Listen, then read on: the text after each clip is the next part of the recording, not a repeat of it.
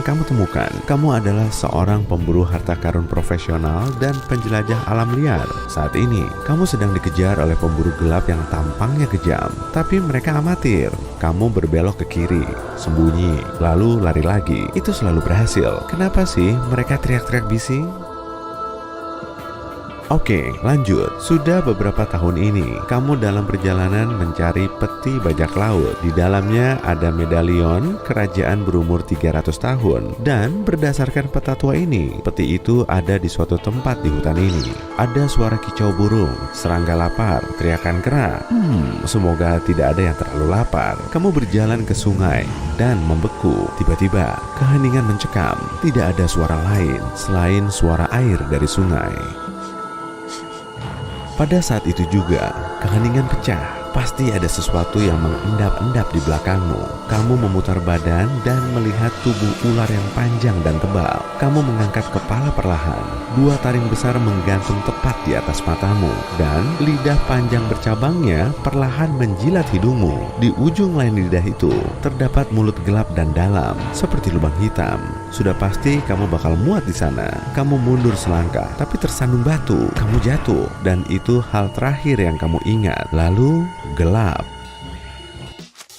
Sepertinya kamu akan pingsan cukup lama. Waktunya mencari tahu monster apa yang kamu lihat. Ini adalah Titanoboa, ular terbesar yang pernah hidup di bumi dan vertebrata darat terbesar setelah dinosaurus. Panjangnya 13 meter. Itu kira-kira setinggi 7 orang dewasa atau lebih dari setengah panjang kereta bawah tanah, dan bobotnya bisa mencapai 1,5 ton. Semua piton dan anaconda zaman sekarang adalah keturunan dari reptil kuno yang hidup 60 juta tahun lalu ini, kecuali yang satu ini kayaknya.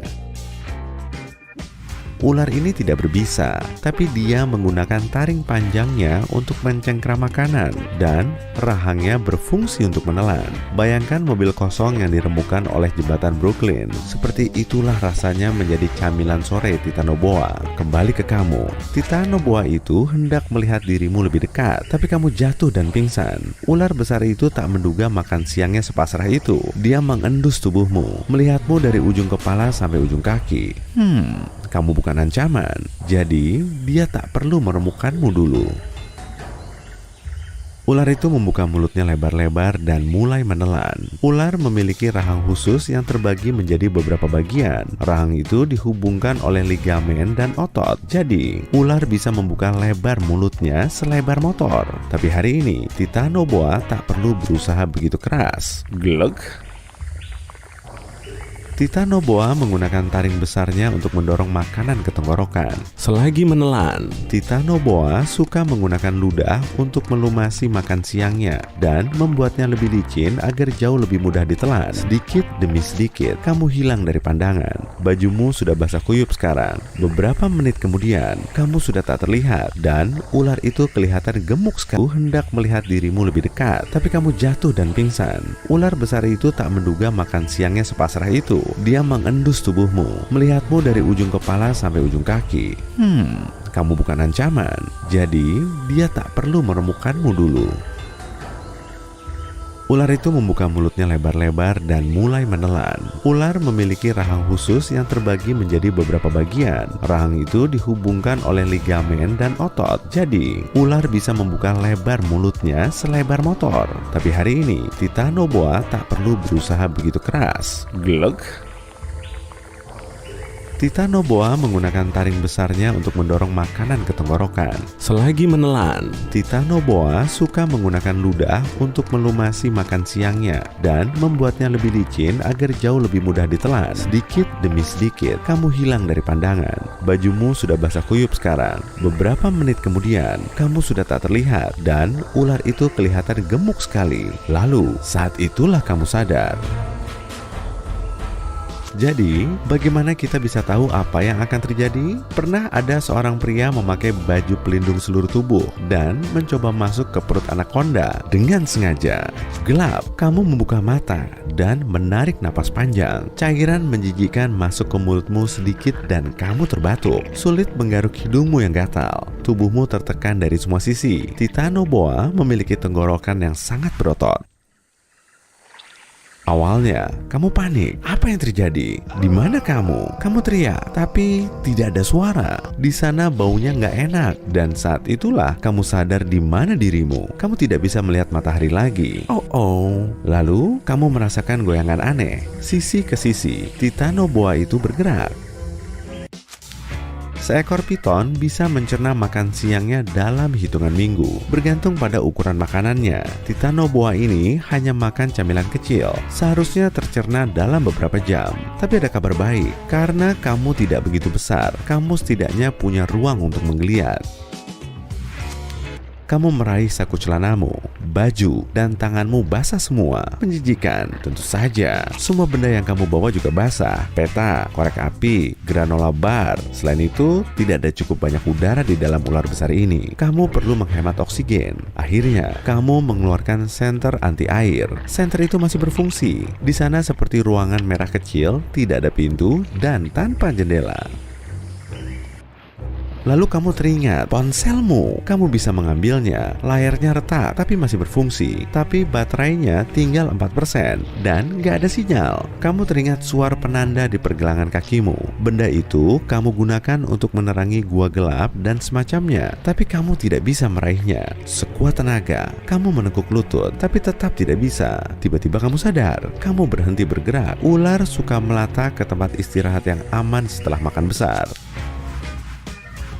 Saat itulah dia mulai melepaskan lebih banyak enzim untuk membantu mencerna tangkapannya. Kamu punya satu kesempatan untuk mengambil suar itu, dan kamu harus melemaskan seluruh tubuhmu. Kamu berhenti bergerak dan mulai bernapas pelan. Kamu merasa dinding di sekitarmu juga mulai melemas. Waktumu 1 detik untuk melakukannya. Tanganmu meraba kaki, melewati lutut. Sedikit lagi, kamu memegang pergelangan kaki, tapi tidak ada apa-apa di sana. Suar itu pasti lepas saat kamu berlari di hutan tadi.